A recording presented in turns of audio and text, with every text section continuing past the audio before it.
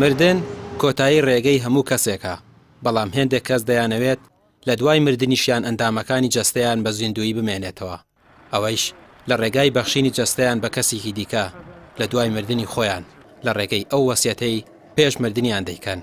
سەرۆکی ڕێکخراوی جەستەبەخشانی کوردستان دەڵێت بەهۆی نەبوونی نەخۆشخانەیەکی تایبەت بە پاراستنی ئەندامەکانی جەستەوە تا ئێستا نەیانتوانیوە سوود لە ئەندامانی جەستەی ئەو کەسانە وەربگرن کە ئامادەییان هەبووە جەستەی خۆیان ببەخشن. ئێمە زیاتر لە 1200 ئەنداممان هەیە، بەڵام بەداخەوە لەبەرەوەی لە هەرێمەکەی ئێمە یان نەخۆشخانەیەک تایبەت نییە بە هەڵگرتنی ئەندامانی جەستەی مردوو یان با بڵێن گواستنەوەی ئەندامانی جەستەی کەسانێک کە لە مردنان. بەداخەوە وەک جەستەی مردوو هیچ سوودێک لە هیچ جەستەیە نەبینراوە، بەڵام ئەوەی کە هەیە ئێمە لەو 1300 ئەندامە زیاتر لە 5 بۆ 7 ئەنداممان بڕیارمانداوە بە زیینوی کۆمەڵێک لە ئەندامانی جەستەمان ببەخشین. لەو 5 بۆ 7 کەسەی کە بڕیاریاناوە 3 حاڵەتی گوچی لە بەخشیرمان هەبووە بە زیینوی لە ڕێگەی ڕێکخراوەکەی ئێمەوە لە ماوەی دروستبوونی ڕێکخراوەکەمان. بەڵام بەداخەوە تۆ نەخۆشخانەیەکت نییە، شوێنێکی تایبەت نییە بەوەی کە تایبەت بێ بە گواستنەوەی ئەندامانی جەستە، لەبەرەوە ئامارێک نییە بڵێ ئەم ساڵمان زیاترە لە پار. ئەوەی کە توانیمانە 3 حاڵەتی بەخشینی گورچی لەمان هەبووە کە لە ژیانە بوون و لە ڕێگەی ڕێکخراوەکەی ئێمەوە کراوە و توانیویشمانە هەر لە ڕێگەی ڕێکخراوەکەی ئێمەوە 12 خێزان بە یەک بناسێنین کە ئەوان بۆ نمونە گورچیلێکیانی سۆ جۆری خوێنەکەی ئەیزاید بووە، خێزانەکەی تر هەیەیان بووە بۆ نمونە ئەیزاید، ئەمان ئەیزایدیان نەبووە، ئەوان بیزایدیان پێویست بووە لە خێزانەکەی تر توانراوە ئاڵوگۆڕێک بکەن کە گورچیلیان ببەخشن بە یەکتری بۆی جۆری خوێنەکەیان نەبێتە کێشە بۆیە. هەندێک لەو کەسانەی کە تووشی ڕووداوی هاتوچۆ دەبن یاخود جەڵتەی مێشک لیان دەدات و مێشکیان لە کار دەکەوێت، ئومێدی گەڕانەوە بۆ ژیانیان نامێنێت، بۆیە بە بڕیاری کەسوکارەکەی یاخود ئەو وەسیەتەی کردوێتی دەتواندرێت ئەندامەکانی جەستەی لە ژێر مەرج و ڕێنماییەکان بگوازرێتەوە بۆ کەسێکی دیکە. لیژنەی فتوا لەبارەی شەرعیبوونی بەخشینی جەستەوە دەڵێن لە ڕووی ئاینی ئیسلامەوە هیچ گرفتێکی نییە مرۆڤێکی دیکە لە مردن ڕزگار دەکات.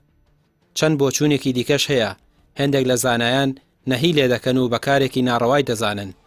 بەشی زۆرینەش لەگەڵ ئەوەن کارێکی ئاساییە، بەڵام مەرج و یاسای تایبەتی هەیە کە زەحمەتە لە کوردستان پەیڕەو بکرێت، چونکە دیار نییە ئەو ئەندامانەی جەستە کە دەبەخشرێت بە ئامانەتەوە تەسلیمی کەسێکی دیکە بکرێت و بازرگانی پێوە نەکرێت. دەتوانین بڵێن بەخشینەکە دروستە، بەخشینەکان دروستە، کارێکی ئینسانی جوانە، بەڵام ئەم بەخشینی ئەوان دەبێت لە چوارچێوەیەکی سازێنراوی ڕێکخراوی دەستوری و یاسایی و شەرعی دابێ جاو کاتامیشە ئەنجام بدرێ لەبەر خاتری ئەوەی نەبادا مرۆڤ بکرێتە مسکەرەستێکی بازرگانی و هەروەها دەستگایەکی تایبەت ئیستیغلالی ئەم حاڵەتە بکە مرۆڤەکان بخەنە ژێر فشارێکەوە بۆەوەی کە بە زۆر گورچیلەکانیان پێ ببەخشن. جاری وا هەیە وای لێ دێ ئەگەر ئەم حاڵەتە بڵاو بێتەوانێت کەسەکە خۆی لە ژێر فشارە، لەوانەیە هەڕەشەی کوشتنی دکە نەگەر هاتوو تەبەڕوانەکە ئەبێ بە تەواوەتی ئازادی خۆی هەبێت و مافی پێ بدرێ، نەدادە ئیستیغلال. قسەمان کە کەڵێن ئیستیغلال ئامەیە حاڵەتە ناڕەحەتەکە، کۆمپانیایەک دەستگای بە ئیشی هەر ئەوە بێ پارەی پێپەیەکە بزنسێ پێەکە، لەبەرەوە خەڵک ئیجبارەکە لەسەر ئەو حاڵەتە، بۆیە کە ناتوانین بە مطلقا بڵێن ڕاهایی ئەم بابەتەی ئێستا هیچ کێشەیەکی نییە. لە هەرێمی کوردستانە سەدان کێشەی هەیە ئێستا، بەجوگە حاڵەتەکەی ئێمە حاڵەتێکی لەبار نییە.